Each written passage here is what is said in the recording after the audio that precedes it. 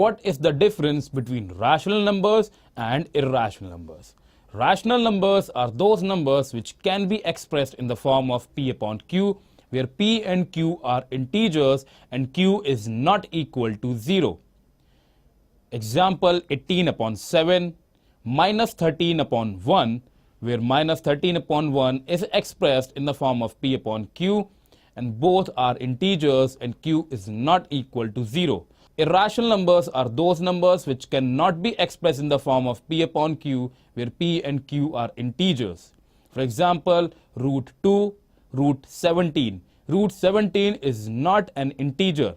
For example, 0.1, 001, 001, it cannot be expressed in the form of p upon q because you cannot judge what is going to be the last number.